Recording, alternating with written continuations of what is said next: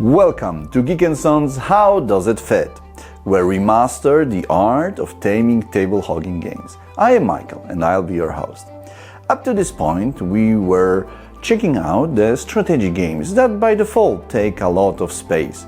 But today, we'll be looking to a Euro game that takes surprisingly large amount of space on the table.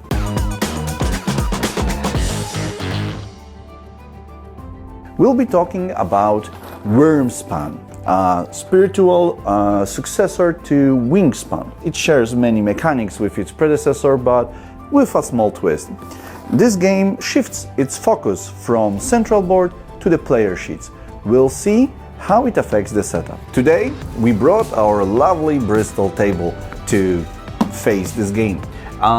It has built-in cup holders as well as recessed grooves for components. Also, a very nice feature is the internal card rail spanning all four sides of the table. We will put all of those features to good use today. So, let's see how does Wyrmspan fit. It is time to release the beast.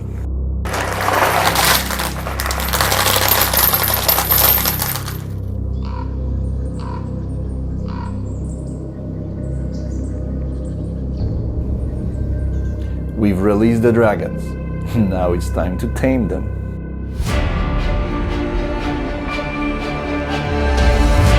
So we'll start setting up the game with these beautifully illustrated player boards. But jokes aside, it's really stunning. Very good job. So let's start. Seating players around the table.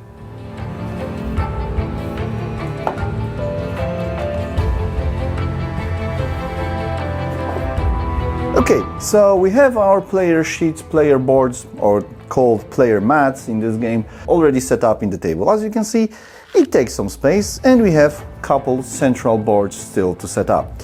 And they are definitely smaller than the mats.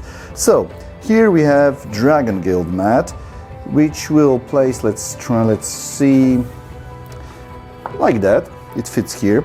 Then we have like scoring objectives. Let's place them here.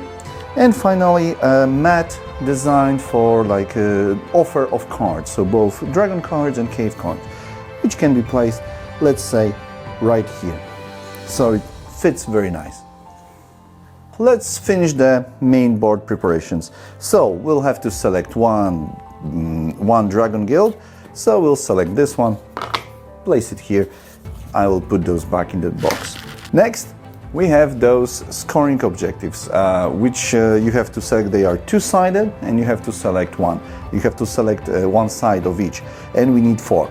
I don't know how you do it. I usually flip it, and whichever side it lands, I just put it in the corresponding scoring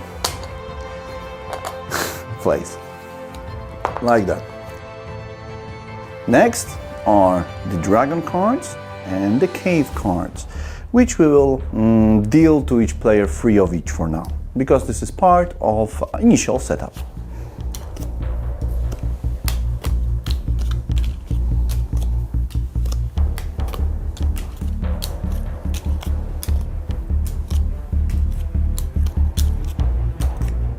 We prepare the offer of cards, so we are dealing 3 cards of each type on the central board. And now we have 2 decks of cards which we need to find a place for. To store those decks of cards, we will use our trusty acrylic card dispensers. Now we'll use the internal card rail for our benefit here. So we're hanging 2 types of acrylic card dispensers, green and red.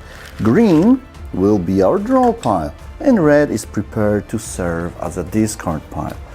And now we have all, as you can see, we have a little bit of overspill because the deck is massive. So what we can do, we can cut the deck and place the excess underneath. The game comes with 4 resources: crystals, meat, gold, and milk. So we'll need to find a place for them, and I think acrylic bins will be the best solution. We have several different color options to choose from, so it's easy for you to match the bins with the resources. Again, we'll hang those on the internal card rail, so everyone can see and have easy access to them. It wouldn't be a Wyrmspan successor if you didn't have those lovely eggs.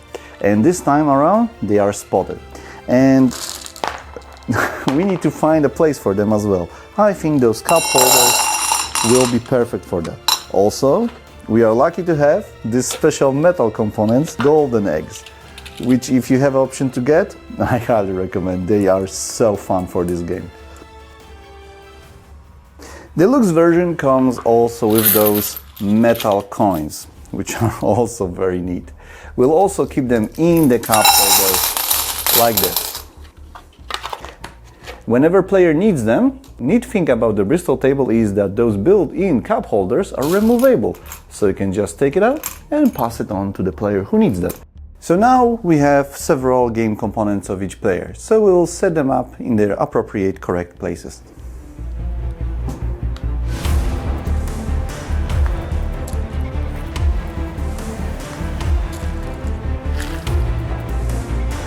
We'll use those grooved recesses in the table to hold each player components.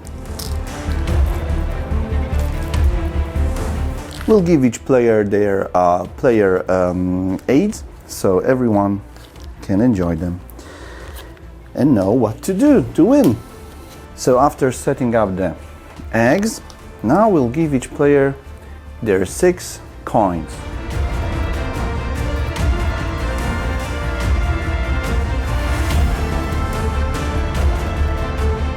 So as you can see, the game is set up. I think I'm pretty happy with this setup. As you can see, we've used most of Bristol table features, and the game is set up for 5 players. I think each player has a very comfortable playing space for themselves, so I think it's a success. One thing that you can change as well if you prefer. As you can see, I've used the card tray for cards because I like to have my hands free. I don't like my sweaty palms on the cards. And however, some players might think, okay, great Michael, but well, I can see cards of my opponent.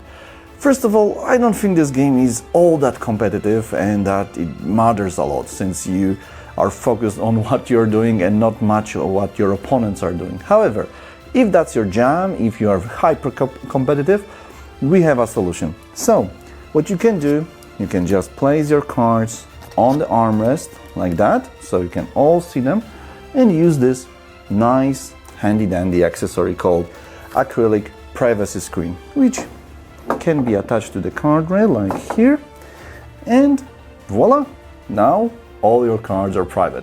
So although and you can also have it for all the players around the table if that's something you like to have. Here you go. With all that, we are ready to play. I hope you enjoyed today's episode, where we show that not only the largest and most complicated games can benefit from having a gaming table. So please leave a comment, maybe leave some suggestions. What game would you love to see and on which table? And remember, keep your games tight. Thanks to Geeknson's mind.